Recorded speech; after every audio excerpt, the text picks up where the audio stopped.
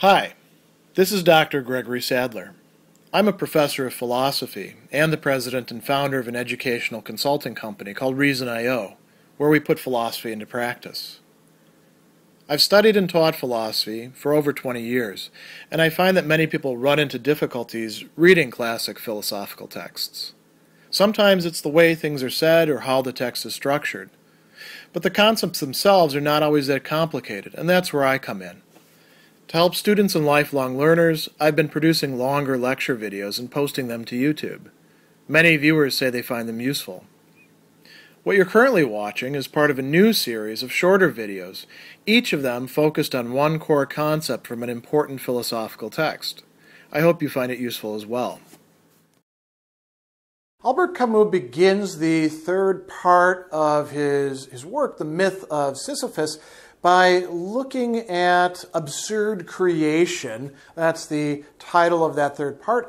And then the first portion of that, before he starts looking at Dostoevsky specifically, is called, it's translated here, Philosophy and Fiction, but the original title is actually Philosophie et Roman, which means philosophy and the novel. So it's not just any sort of fiction that Camus has in mind as his paradigm. I mean, we could include short stories, we could include other things as well. I imagine he would probably be willing to extend this to film, TV, other things, so long as they have the same structure, as we're going to see. But the novel is going to be the real centerpiece for him. And this makes sense because he is also a novelist himself, as we're going to see him developing through the course of his career. So we can begin actually a good ways into it with a formulation that he's going to provide of what it is that he's up to here. So he says, I want to know whether accepting a life without appeal, one of the key ideas that he's been putting forth in the earlier parts, so, accepting the absurd while actually not accepting it, revolting against it, refusing to lapse into hope or the leap. So accepting a life without appeal, can you go further than that? Can you agree to work? So working is one thing, and to create without appeal. Can you refuse the temptation of providing yourself written fantasies that will somehow, take you beyond where you are in reality? Is your literary production and the thought that goes into it going to remain within the absurd? And then he says, and what is the way leading to these liberties? What's the path forward? And, again, Camus is saying this just as much about himself as he is about some of the authors who he will mention a little bit earlier. For example, Balzac, de Sade, Melville, Stendhal, Dostoevsky, Proust, Malraux, and Kafka. But he's going to be looking at his own practice as well. So coming back to the beginning of this section, he talks about fidelity. And you might say, well, that's an interesting term. And it's just a transliteration of fidélité in French. And then remaining faithful, être fidèle, to the rule of battle, as he calls it. Now, why this military metaphor? Well, because you are engaged with the absurd, which is the disconnect between us as rational, desirous beings and a world which doesn't respond in the ways that we want to. That divorce is also part of this triadic relation of the absurd that he sketched out earlier. So he says that all those lives maintained in the rarefied air of the absurd could not persevere without some profound and constant thought to infuse its strength into them. Right here, it can only be a particular feeling of fidelity Conscious men have been seen to fulfill their task among the most stupid of wars without considering themselves in contradiction. This is so because it was essential to elude nothing. He talks about there being a metaphysical honor in enduring the world's absurdity. And then he refers back to the previous section, conquest or play acting, multiple loves, that's Don Juanism, absurd revolt. These are tributes that the human being pays to their dignity in a campaign in which they're defeated in advance. So this adds some context to being faithful to the rule of the battle, right? It doesn't mean that you just accept everything. You still revolt, but you understand that your revolt will never completely break through. You can take a leap if you want to, but you can also keep yourself from doing that. So he says, with the absurd, it is a question of breathing with it, recognizing its lessons, recovering their flesh. And then he said, in this regard, the absurd joy par excellence is creation. So our creativity, our activity of creation brings a kind of joy in this. And so he says, we need to analyze this. We need to explore this. And then he says a few very interesting things. Creating is living doubly. How is creating living doubly? Well, you are living whether you like it or not, but then you also live in a different way through the act of creation and through what it is that you create as the, in this case, novelist, right? He says that the groping, anxious quest of a Proust, his meticulous collecting of flowers, wallpapers, and anxieties, signifies nothing else.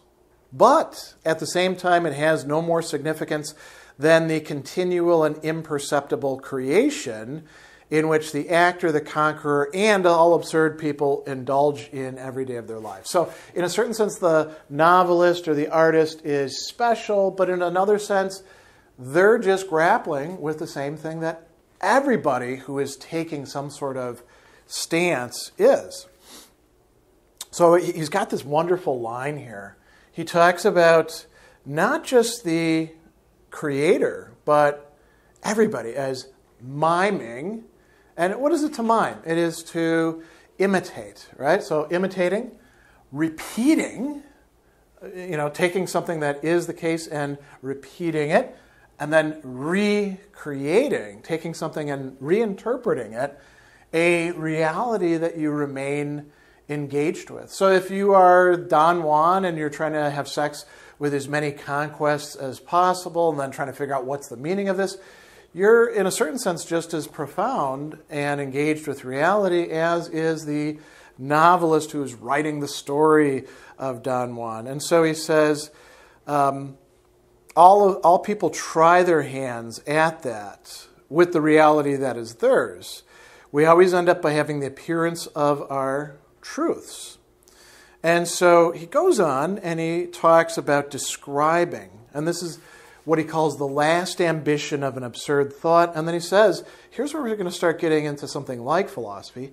Science, likewise, having reached the end of its paradoxes, ceases to propound and stops to contemplate and sketch the ever-virgin landscape of phenomena. Explanation is useless, but the sensation remains, and with it the constant attractions of a universe inexhaustible in quantity. The place of the work of art can be understood at this point. So there is going to be some sort of comparison possible between artistic creativity, which we often romanticize and set aside as something very special, and then, thinking, knowing, science, philosophy, these things that we often see as much more logical, general, universal. So he goes on and he tells us that the work of art is not an escape for the intellectual ailment. It is one of the symptoms of the ailment which reflects it throughout a person's entire thought. And so he says, we can bring up a few important themes that are relevant to the creator and the thinker to find in the work of art all the contradictions of thought involved in the absurd. Now, this is worth dwelling on for a moment. What are the implications of that?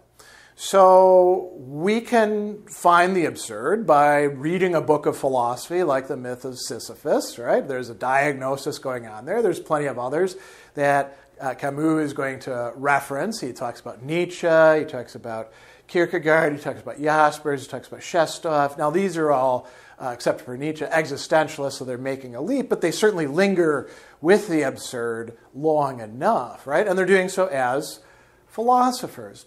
In the case of Kierkegaard, arguably there's some novelistic things going on there because he has characters who are, speaking for themselves as pseudonyms. But all that's going on there can also be done in novels, in art, in creativity. The problem is just as deep, even though it's not expressed in exactly the same mode. So here is where Camus is going to talk about an arbitrary nature of the former opposition between art and philosophy. And he says, if you take it in too limited a sense, it's clearly false, right? If you mean merely that these two disciplines each have their peculiar climate, that's probably true, but it remains vague. And again, we could pause here and think about how we typically put philosophy in one section of the bookshelf in the bookstore, and we put literature in another, even though the literature might reference philosophy quite a bit, or the philosophy might, use literary techniques, or we can think about universities and, the philosophy department's over here and the English department's over here, or wherever else literature is going to be placed, right? So we do have these arbitrary distinctions. And then he goes on and he says, the only acceptable argument used to lie in the contradiction brought up between the philosopher enclosed within his system and the artist placed before his work. And he said this was pertinent for a certain form of art and philosophy, which we consider secondary here. So that used to work, doesn't work anymore. Why? Because both art and philosophy have changed significantly in the modern period. And how has this happened? So Camus will tell us. He says, the idea of an art detached from its creator is not only outmoded, it is false. So artists are necessarily involved in some way in what it is that they create. Now you could say, well, maybe art, particularly the novel, moved past the committed work of, his period. So this is arguably outmoded as well. But let's just see where he's going. Then he talks about philosophers, and he says, in opposition to the artist, it's pointed out no philosopher ever created several systems. That is true insofar, indeed, as no artist ever expressed more than one thing under different aspects. So there's always a problematic that is being worked out by a philosopher and also by an artist. Is this true? Arguably we can think of philosophers who have radically changed their positioning. Do they have systems? That's debatable. But we can, talk, for example, about the early Wittgenstein and the later Wittgenstein, very critical of the early Wittgenstein. Or we can talk about Heidegger's, shift, or we can talk about Foucault moving away from the archaeological to the genealogical. So there's perhaps some wiggle room there for contesting that. But what is important here? Each philosopher or artist is indeed engaged in their work. And so he says, for the same reason as the thinker, the artist commits himself and becomes himself in his work. Osmosis raises the most important of aesthetic problems, right? And this is very interesting because you might say, well, what about ways of doing philosophy that very much distance the philosopher from the product, the philosophy? You could think about certain ways in which people do analytic philosophy. And you could say, well, they're still deciding that they want to study this particular issue, and problem, and they are committing themselves to that rather than all the other possible things that they could be looking at, even if it seems very, very abstract, right? So he goes on, and he says, for an absurd work of art to be possible, thought in its most lucid form must be involved in it. So it's, it's not as if novels are lesser than philosophy. And he says, the same thought must not be apparent except as the regulating intelligence. This paradox can be explained according to the absurd. And so, we can talk about the artist, engaged in the work of art that involves thought that is in some way at odds with itself, turned upon itself. This is to remain within the absurd. So he says, it is lucid thought that provokes it, but in that very act, that thought repudiates itself. It will not yield to the temptation of adding to what is described a deeper meaning that it knows to be illegitimate. The work of art embodies a drama of the intelligence, right?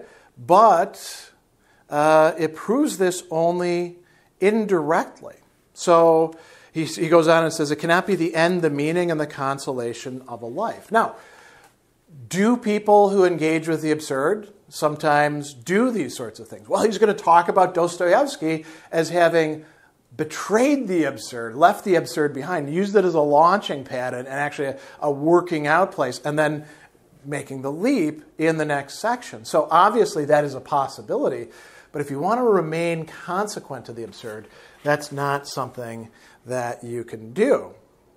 Now, a little bit later in this section, he's going to make a very important clarification that he probably should have made at the start, but that's all right. So is he talking about all art in general? No, what he really has in mind is what we call fictional creation, and by that he means primarily the novel.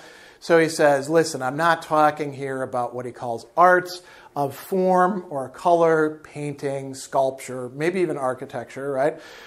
Nor are we talking about music. And why is that? So he says, in arts of form or color, description alone prevails in its splendid modesty. Expression begins where thought ends, right? And then he talks about, music. He says, if any art is devoid of lessons, it is certainly music. Now, notice what he says here. It is too closely related to mathematics not to have borrowed their gratuitousness. So, he says these examples are too easy. I want to speak here of a work in which the temptation to explain remains the greatest, in which illusion offers itself automatically, in which conclusion is almost inevitable. I mean fictional creation. Now, notice that, right? You're engaged in an illusion, saying something like, one fine day, Jacques was given the task of going to the store to buy a stick of butter from the surly clerk at the counter. Now, I just made that up right now, but you can imagine part of that, right? That's illusion. And it comes so easy. We do it all the time when we make stuff up, tell jokes, recount stories to each other. But there's also this urge, this temptation to explain away the absurdity that we find ourselves in. So he goes on and he says, to think is, first of all, to create a world or to limit one's own world, which comes to the same thing. So there's this world-building aspect to it. It is starting out from the basic disagreement that separates human being from their experience in order to find a common ground. According to one's nostalgia, a universe hedged with reasons or lighted up with analogies, but which in any case gives an opportunity to rescind the unbearable divorce, the divorce that is involved in the absurd. We are always being presented with possibilities of explaining all of it. And now notice what he says next. The philosopher, even if he is Kant, is a creator. Now, why pick on Kant there? Well, if you want to think of anybody whose works are super abstract, who stresses that, well, we may have examples, we want to think in terms of generality, absolute universality, right? Well, it's Immanuel Kant. And he's kind of a curious character himself. We tell stories about people setting their watches by walking his walks daily because they're always at the same time. And that's interesting, but that's kind of trivial as well. Every philosopher, insofar as they are doing, philosophy in a full sense, not just tinkering around with one little tiny problem, is like a novelist. They are figuring out the world. They are figuring out their own situatedness within that world. So he goes on and he says, now he's not saying this about the novelist as such, right? He's talking about the creator, which includes philosophers. He has his characters, his symbols, and his secret action. He has his plot endings, right?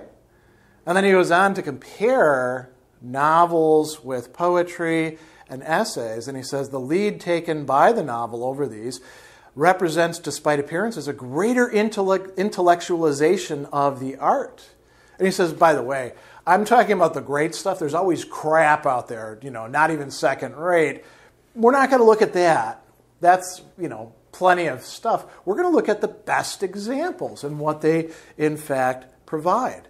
So he goes on and he says the novel has its logic, its reasonings, its intuition, and its postulates.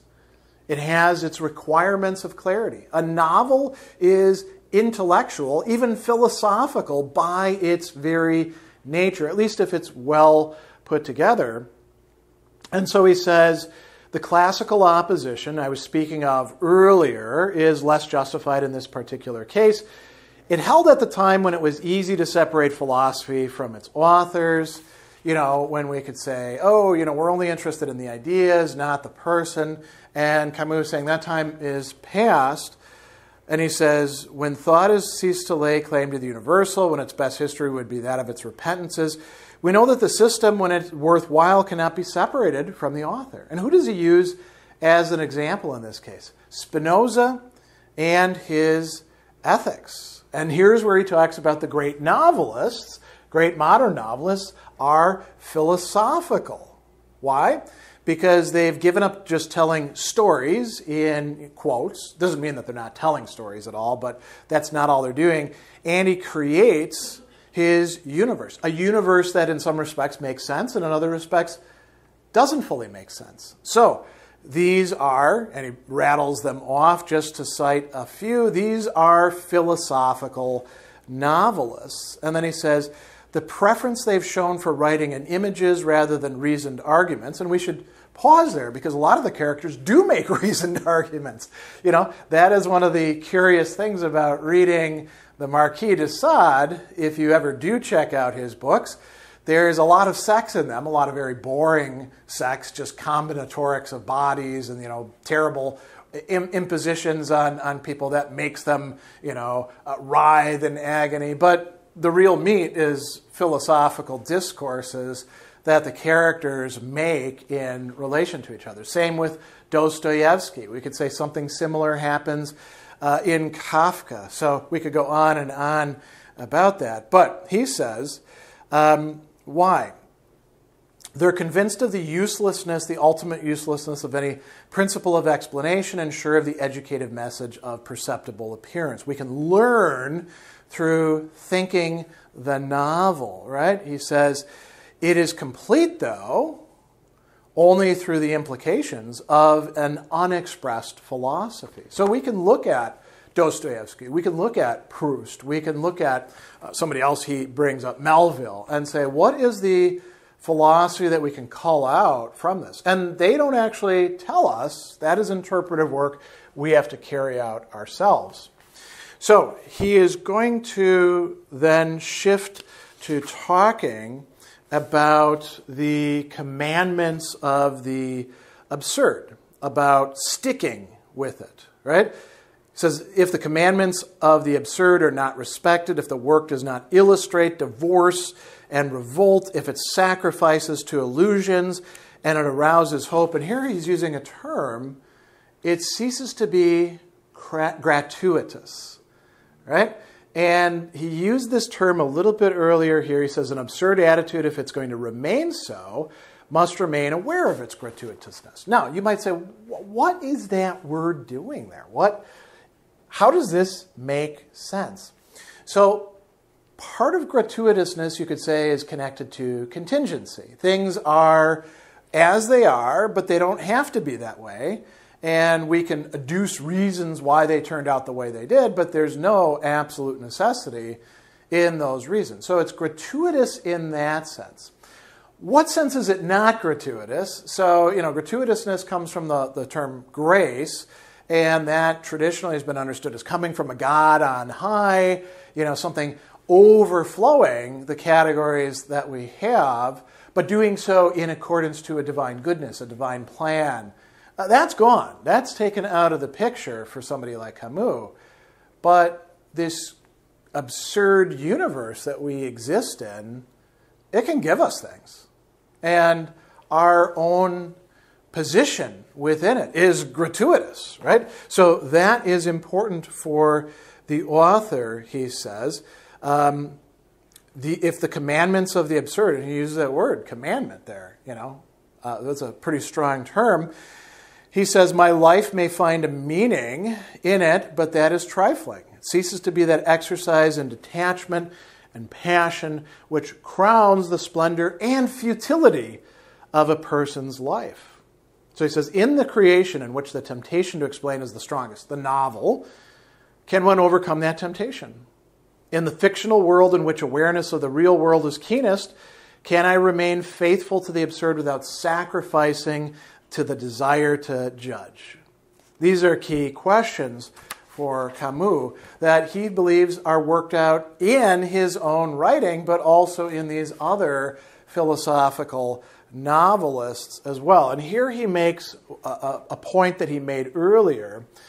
What holds for creation, fictional creation, holds for any other absurd person living out a style of life, including the three that he looked at previously, Don Juan, the actor, and the conqueror, right? But it could hold for anybody. We're all, in a certain sense, like novelists so far as we adopt this perspective and apply it to our own lives. And so, he says we're all faced with the same challenge. And he says we need to find a middle path leading between gods of light and idols of mud, leading to the faces of human beings.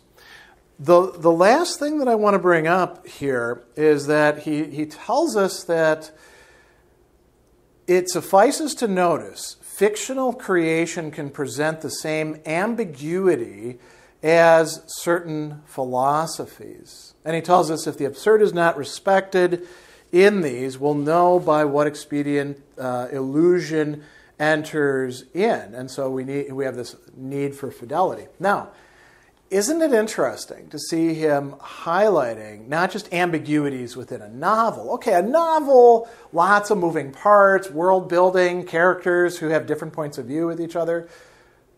But is there ambiguity in philosophy? I mean, philosophy often try to rule out ambiguity, explain everything.